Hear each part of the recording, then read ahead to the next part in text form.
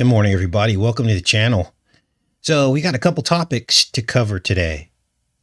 Falling space debris, hacked pipelines, hacked bank accounts, even identity theft. I believe these are all scapegoats of control, scapegoats of liability, manipulation, and coercion coming from the top down. With all the technology that we are said to be in possession of, in terms of tracking down criminals and all this stuff, they can't find a way to stop these kinds of things from happening.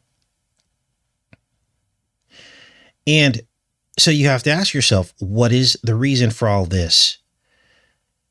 Well, if you were in the elite class of leaders, and you wanted to control people through fear without suffering backlash of the masses, which is the way they used to do it, how would you control the people that follow you? How would you do it? Remember, if we remember our history, the elite route in the open with what they wanted to do, their egos were so big that they just did what they wanted, and everybody knew what they were doing. And then eventually there would be some kind of revolution and it would be off with their heads. Well, now the elite are much smarter. They have scapegoats. Now, I just finished up the end of season, I think it was season 2, for The Leftovers.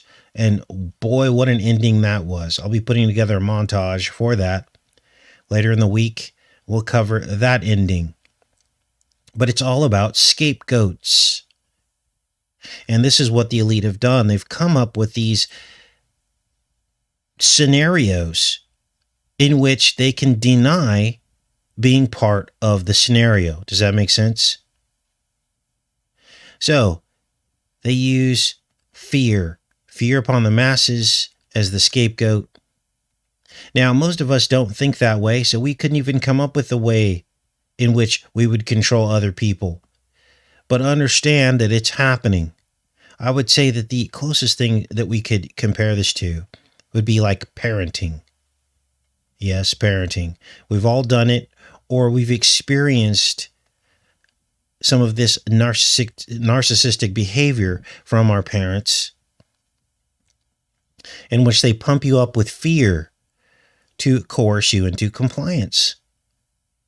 And often, fear of the outside world is much more powerful than any fear that a parent could instill in you. Why? Because your parents shape and mold your reality. When you're young, you don't know what the rest of the world is like. You know your parent, you know what they will and won't do for the most part, but you don't know what the outside world will do. And so this is where parents will start to mold you and instill fear into you. And some of us, even good parents, do it without even realizing we're doing it. We remind our children over and over again about things that statistically will probably never happen to them. Let me give you an example.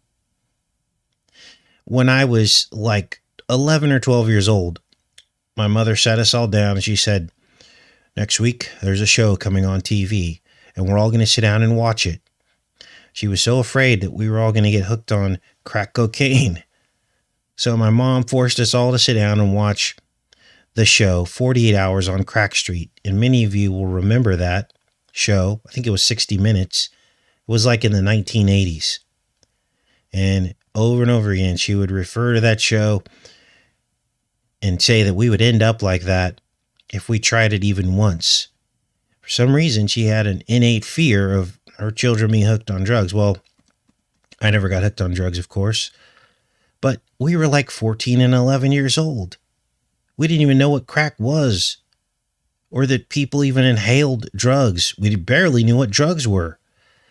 And so this is one example of how our parents instill fear. Another example was the devil. So again, you're a child, you're very impressionable, and you're hearing stories over and over again about the devil this, the devil that. And by the time you get out of your adolescence, you think the devil's everywhere. I could even sleep in bed at night without the lights on. And when you grow up, you realize that he has no power over you if you don't let him. And that even when you're in those instances of feeling intense fear of some kind of presence, that you even have power over that. Simply call out to the name of God or the name of his son. Some people refer to him to the old Greek, which is Jesus. I refer to him as Yahushua or Yeshua or Yah, or call him Jesus if you want. He hears your heart, regardless of what names have been applied to him. He's had many names over the ages, some applied by the pagans, of course, but others he has applied to himself, like the Redeemer, the Savior, and many, many others. So, as you grow, you begin to realize, well, we as Americans have become children. We believe what our government tells us. We believe the boogeyman that he presents to us. We believe that we're about to get invaded by other countries, and if we're not tough on this, they're going to come after us. We believe there are rogue terrorists running around who want to hurt us. We believe what the government tells us. It's like a child and a parent. What else do we do as parents? Well, I don't know about you, but my mom had this fear that somebody was going to steal us or like abduct us. Now, this was big back in the 80s because what happened was you had the whole children on the milk carton thing. And my friends and I would joke about it. We didn't realize what was going on, but if you really look at what was happening during that time, yes, children were going missing, and a lot of them, but there was this fear instilled in us to the point where my mother wouldn't even let us hang out with other people unsupervised. Couldn't get on our bike and ride down the street. We'd have to sneak around and do it. She even thought that our own friends would turn on us and hurt us. That was instilled by some of the programming that she was exposed to in terms of what happens to black kids when they're around white people. So I got that whole thing. And of course, nothing like that ever happened. But that was the fear. She thought that they were just being nice on the surface, but then as soon as they got us alone, we were going to get hurt. So in other words, the point I'm trying to make here is that my parents often transfer their fears onto their children. And the government is really just a bigger metaphor for that. Their intentions, though, are pure evil. Now, if we think about this, this also works from a positive perspective as well. Well, not really positive, but we think it's positive. Let me explain. Many parents continue the Santa Claus charade. Why? Because it's a hyperbole of anticipation and joy. Basically, Santa becomes the pinnacle of what every child looks forward to from the time they're born. Now, this hyperbole that we project onto our children of the holiday season is born out of our own insecurities about the mounting pressure to make the day we call Christmas special, right? And we're insecure. Why are we insecure? Because we are bombarded with stories of love and joy and special moments and perfect Christmases and perfect decorations. And nobody can ever live up to that. Children see the programming too, and this becomes their expectation of what Christmas should be like. Do you see the problem here? So they try to hyperbolize something positive even. But whether it's good or bad, or the intention is good or bad, you see that the common theme running through this is a lie. A lie that is propagated to enact a response of control and mental manipulation.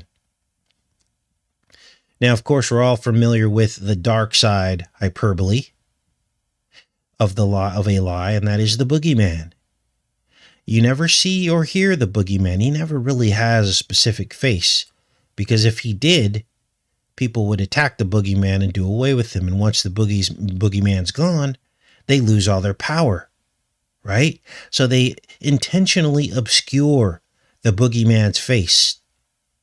He's just there in the background, and he has these godlike powers to disrupt your life. Notice they don't know who the quote-unquote gasline hacker is. He's a boogeyman. Remember, through the 80s and 90s and into the present, the teeterists were the boogeymen. And you'll notice that never once has a major attack really happened.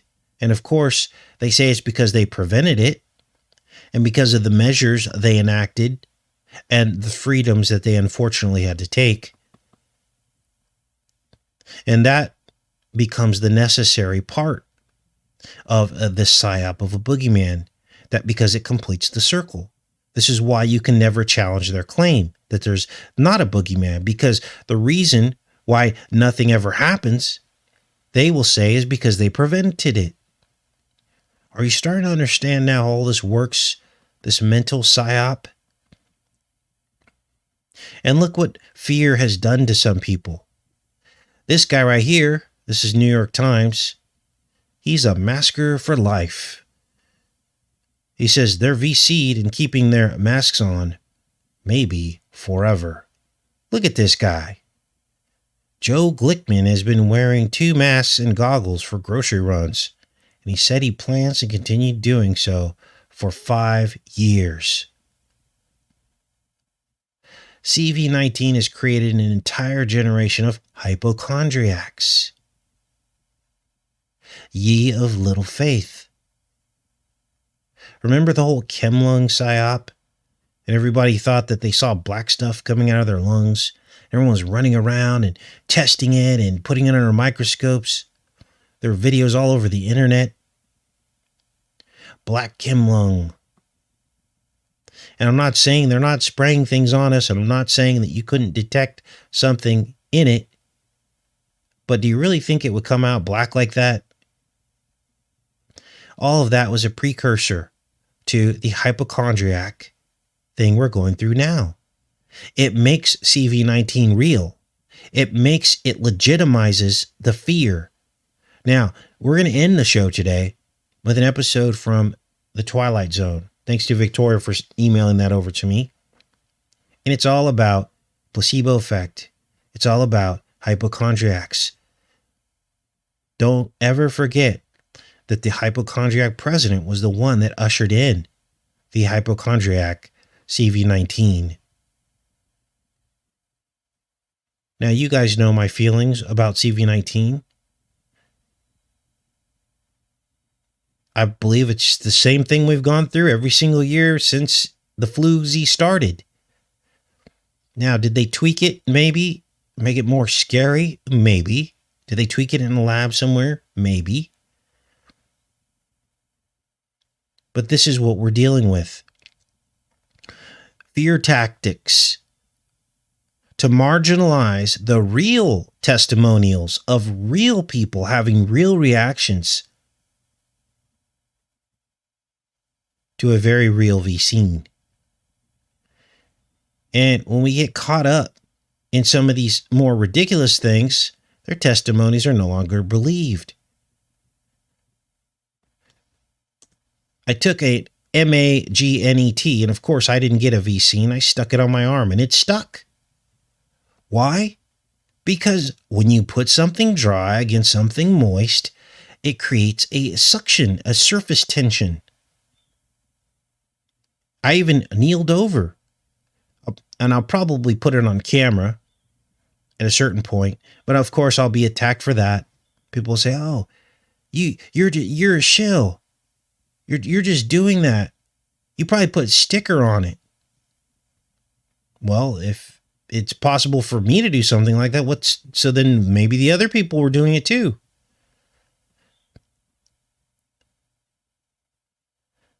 So now all the attention is on this MAGNET. Not all of the women with issues with blood, not on the people that are having, spasms and rashes. Do you see now the enemy works? They saw that all these testimonials were going out of control and they had to do something. So what do? They came up with something completely ridiculous, and shame on the channels that are covering this and trying to make it real. There are people trying to show that a quarter can stick. You guys, quarters are not magnetic. Come on, truth community. We need to get it together. Now let's read about this guy. Joe Glickman heads out for groceries. He places a mask over his face, tugs a cloth mask on top of it. He then pulls over a pair of goggles. He has used the safety protocol for 14 months, but yet, guess what? He still got sick. It did not change after he contracted CV in November. It did not budge when earlier this month he became fully VC'd, and even though Bo Jiven said on Thursday that fully VC people do not have to wear a mask, Glickman said he planned to stay the course. In fact, he said he plans to do grocery run, double mask, and goggle for at least the next 5 years. An entire generation of hypochondriacs. Now, understand that a lot of what's happening after people take the vaccine is very real. And you can tell when someone's faking something. But some things are not real. We need to be able to differentiate. We need to be able to have good discernment. Now, fast forward to 2020 and the new teeterist emerged. CV19. 19 years after the first teeterist emerged. Never see it or hear it. Doesn't even significantly move the world death rate. Yet they will say it's because they acted and they fixed it, and because the mandates and the vaccines, that's what kept the death rate low. That's what they'll say. That's why it never spread or killed as many as it could have. Are you seeing the pattern now? Just like teeterism, they'll say it's because of what they did. Then they'll parade out these fake plots that they say that they were able to shut down, even though they were the ones that created the plot by grooming the person who normally wouldn't have had the means or the desire to do something like this. And then they go, gotcha. The entire world is at its knees in compliance, which of course is a segue into a much more diabolical monitoring system and technocracy. And we're never going to get it. We're never going to dig out of it. We just won't. And then, of course, we have another threat that has emerged. Space junk. Hacked pipelines. Do we really believe in 2021 that pipelines can be hacked? Or that junk can fall out of the sky and take people out? Now, why would they push these lies on us? What's the mentality behind this? Well, we talked a little bit about it. Fear. But it goes a little bit deeper than that. It's about control. It's about mental, spiritual, and physical control. Remember, the elite are the parents that tell lies to maintain control and to open up other options so that they can dial whatever levers they want.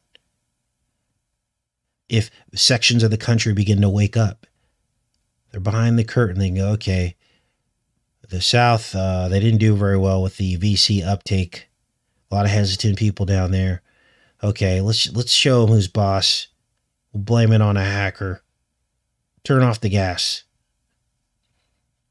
Do you think it's an accident that the South, who was responsible for the lion's share of VC hesitancy, has now had their pipeline hacked? Do you think it was an accident that Texas, who was very soft on the mandates and The masks, they had a big ice storm. Do you think that was an accident? Now, Murphy's Law tells us that the odds are very slim that these are accidents. So how do they use these events to control different sectors of the U.S.? Well, price gouging for one. Remember how the Texans got hosed on the electricity costs? And now, here's a new term, hacker tax. Cybercrime tax. Let's read this article. We're all paying a cybercrime tax. Let me make sure we're connected. We'll keep going with this, you guys. Thumbs up the show if you haven't already. Okay, looks like we're good. With gasoline once again flowing through the Colonial Pipeline network, consumers will soon forget about the ransomware attack that disrupted gas supplies on the East Coast for about a week starting May 7th. There's your 5-7 again. 5G whiz. We're going to talk about that in the Twilight Zone episode that we're going to decode at the end of the show. It says, but Americans are increasingly paying the cost of ransomware attacks and other types of cybercrime as a part of a hidden tax that would generate outrage if it showed up on a bill in the mail. The group was called DarkSide. Don't believe any of this. This isn't some group. It's our government. They're preparing you for the future of how they will control you. They dial up the prices. They knock you down into submission. Gasoline. The one thing that people, even the most off-grid people, still need to get into town, to get supplies every so often. Gasoline. So what else do we have here? Well, the space debris Psyop. They can actually target you with a domestic drone. They'll just blame it on space debris or a gas explosion. We've seen very bizarre gas explosions, haven't we, over the years? And I always thought to myself, maybe we should dig deeper into the people that died from those explosions. What were they doing online? What kind of groups were they part of?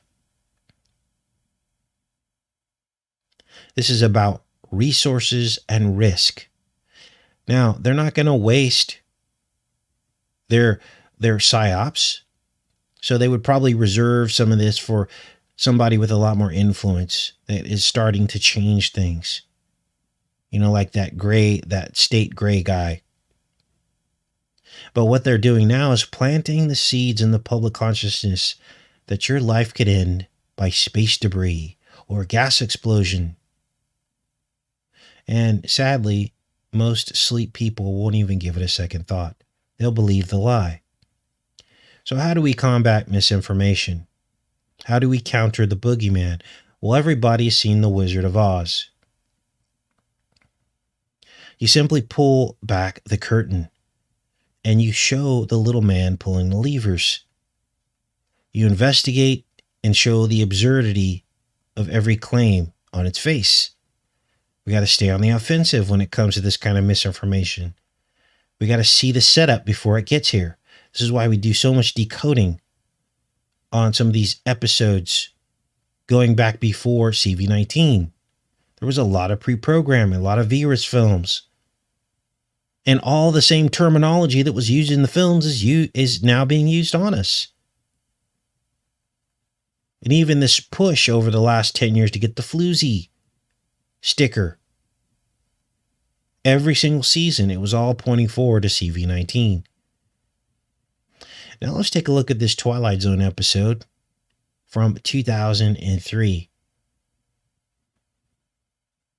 Pull this up here. Now, we're going to go through this one by one, and you're going to be in shock. Again, thanks to Victoria for sending this to me.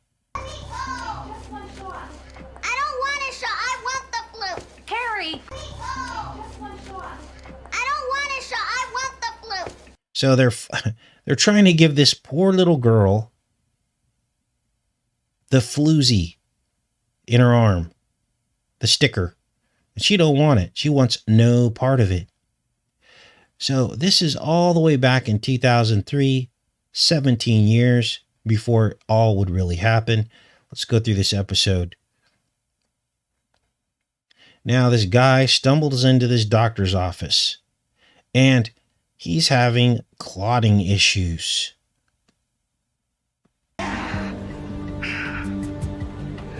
That's another symptom. I don't think that's going to clot. I don't think that's going to clot. I think I could bleed to death. Okay. I'm going to bleed to death. Turn the volume up a little bit on here. Now, what's up with this? Well, it gets worse. Now, remember, the episode opens with a little girl getting the floozy sticker. What does that have to do with any rest of the part of this episode? Well, we know now in hindsight, but back then you're like, oh, okay, whatever. Do you see how we got to stay on this stuff? Now let's go to this part right here. He shows this rash he has. So all this is happening right now. Blood clotting issues. Let's go to 5 minutes here.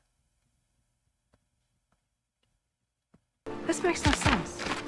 First I thought it was a blood disorder, maybe ITP. But Platelet count? that's the thing. His platelet count's high, but his prothrombin time and PTT are both low. He should So he's got clotting issues, platelets. have a clotting problem. Patient history? High, but his prothrombin time and PTT are both low. He shouldn't have a clotting problem. Patient history? Well, actually, it's Harry Radich. So then here they minimize the very real side effects as psychosomatic symptoms. Not the body. I know, but aside from the blood anomaly, he's got some very unusual skin masses. Biopsy hasn't revealed anything, but Probably just a psychosomatic manifestation. Psychosomatic manifestation. Now, then here he talks about not traveling, getting his groceries picked up from the store. These are all things that we just went through with the shutdown.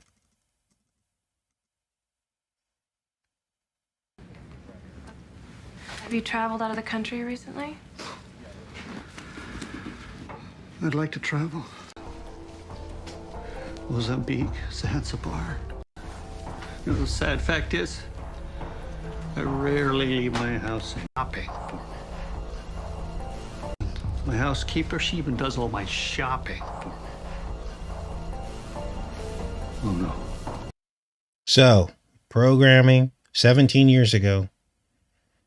Now, here, the patient believes his symptoms are from this book. Let's go to that part.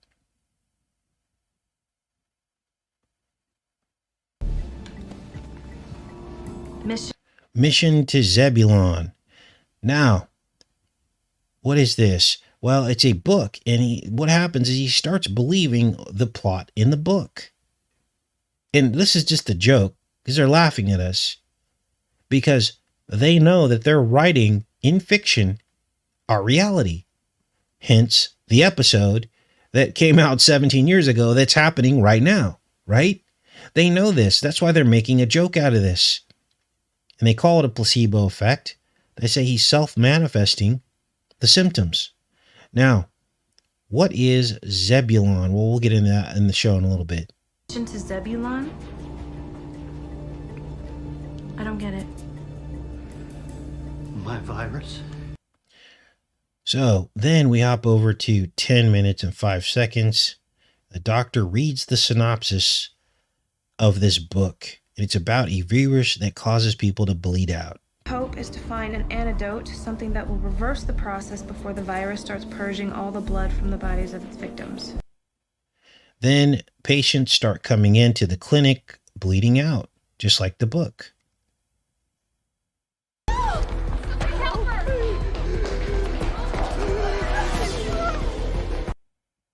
So then they quarantine the clinic as they try to figure out how this fictional book is manifesting into the reality. You'll see the quarantine here. Let's fast forward through this. Here's the quarantine.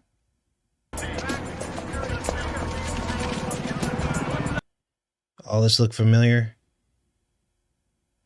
Then they realize that all this is in this guy's imagination, which I believe is what is happening with what I believe is the regular floozy season with some pumped up numbers. Okay.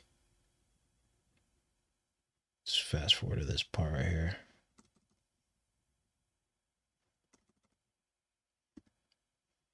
So, maybe all we have to do is use his imagination to create a cure. Now you've lost me. So then,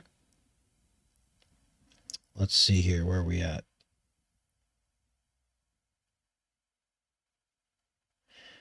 Of course, they can't help themselves. Remember I told you the 5-7 was going to show up? Watch this part. Leslie, Where are you? out front. Any new developments? Any new developments? And there it is right there.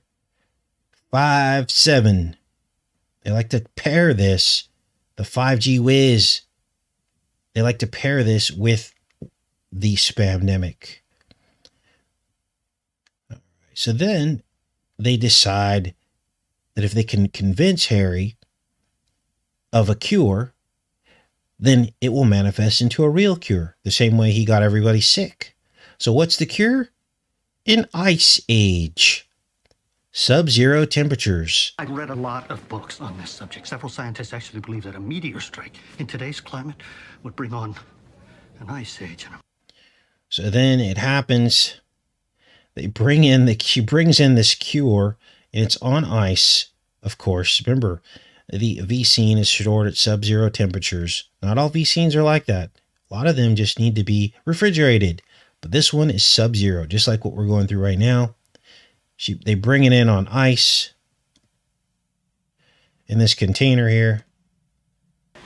It's a miracle. I don't understand. The CDC found residue at the meteor strike. And of course, it's purple. And now you know why our V-scene is purple. Comes with a purple top. Here they are right here. You can't make this up. Now, what's that about? Well, it's the mixing of the red and the blue blood, which is what's happening right now. Changing us. Site that they believe contains a rare element. One that may be virucidal. Wow. So then Harry, which is the patient, he becomes the key. Have you figured out who Harry is yet? The hypochondriac president? The key? Or all the videos we did on the key? And why do we keep mentioning Trump when he's not even in office anymore? Because he made the venom. Never forget. Whether you're on the right or the left, he made it. Biden distributed it. I don't know. I don't know. Harry, you are the key to this thing. I don't know. Harry, you are the key to this thing. You were the key. And of course he was. Now, what's up with this book? This Zebulon book? Well, this is a tribe of Israel. And the name Zebulon means a sacrifice. Which is like bleeding out. Blood has to be spilled for a sacrifice, right? Do you see the multiple levels of an episode like this? Who's writing this stuff? Well, it's definitely coming from the spirit of the enemy. Now, 1958 here, they give us a little bit more to the story. She mentions saline with purple fluid coming right up. Tell them about the placebo. Saline with purple food coloring. Now I've seen everything. Saline with purple food coloring. Now I've seen everything. Now I've seen everything. Now, the scene ends with Harry's imagination manifesting the actual ice age.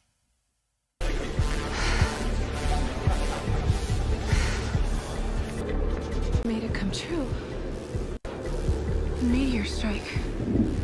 Harry made it come true. Now, after all that, now you can see the opening scene with the little girl and the sticker. Now you know exactly what that means because you saw this in its entirety. Play one more time. I don't want a shot. I want the flute. Harry! She wants it. And that's us. We're Carrie. We want it naturally. We don't want something stuck in our arm. So I wanted to show you that episode. And again, thanks to Victoria. She just sent that to me this morning. I watched it and I put together this decode for you guys. Hopefully you guys got something out of that. These are things you can share with people because they can see the programming. I appreciate all of you that were able to make it to the channel this morning. Let's do a little Q&A before we pop off of here.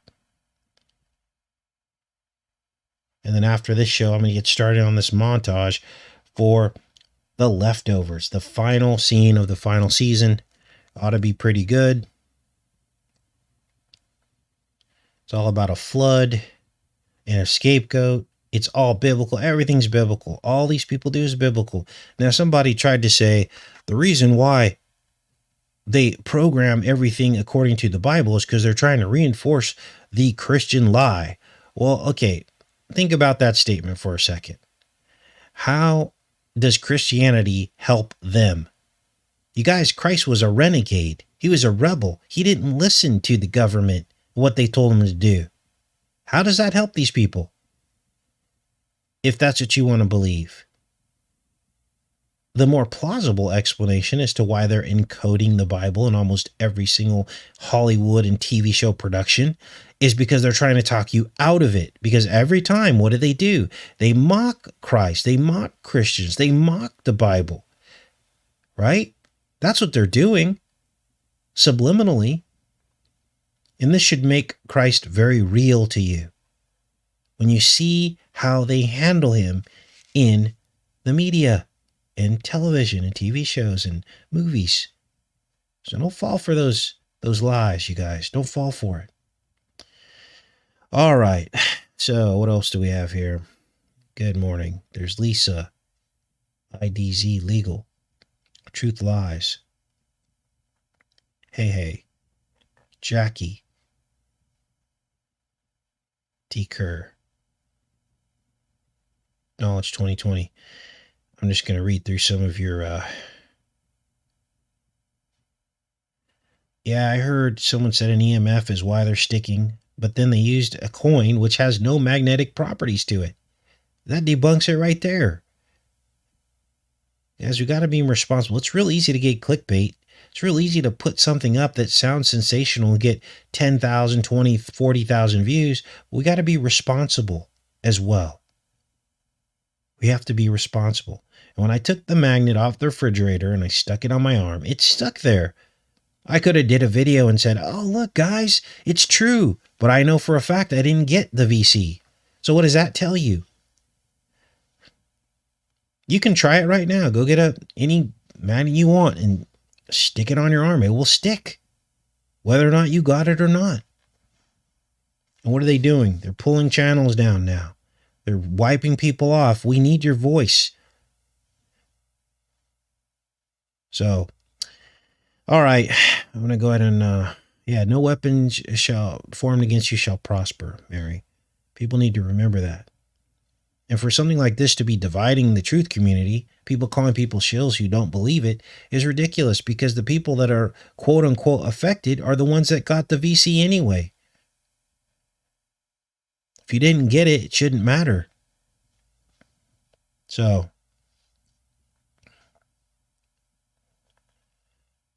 we can only talk about the issue with it affecting other people that didn't get it at a very limited basis because YouTube will come and take the video down. Then it does nobody any good. We've already touched on it many, many times. We even talked about women. That was the one we got a strike on, remember? We were talking about that when they took our video down midstream. So don't fall for those traps either.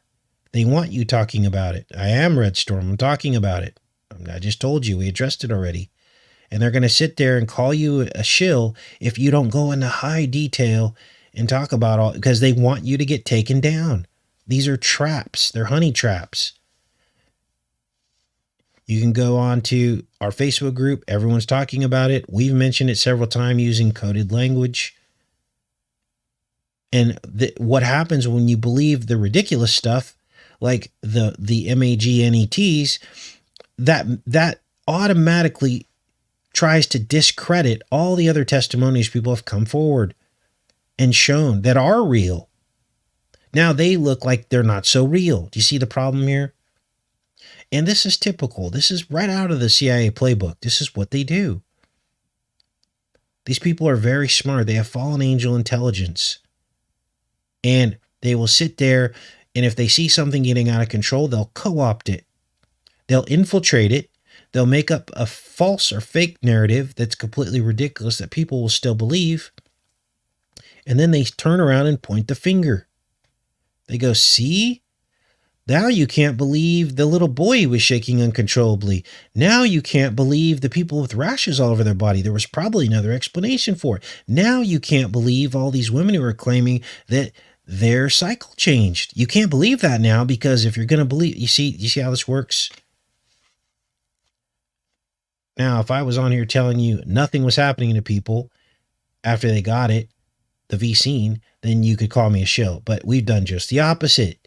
We've been telling you and sharing all the things that have been happening. In fact, we told you before it happened that these things were going to happen.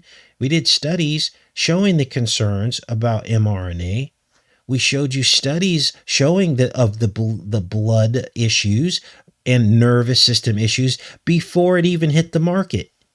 We showed you that, and now it's all happening. And they're doing damage control, trying to minimize what they'll report and what they won't. So this whole clotting issue, we had already told you that was going to happen before it happened. Before the first VCs hit the market, we were already telling you, because we saw it in the programming, just like the programming we just showed you today. So don't get it twisted. Don't let this divide the truth community, because there will be channels that will try to do that, or people that will try to do that. This is no different than the letter that shall not be named. The same type of psyop. They come in, divide us all back up again along the lines of, you either believe it or you don't. I love each and every one of you. I'm going to go ahead and let you go today, and we'll be back on tomorrow. Have a great day, everyone.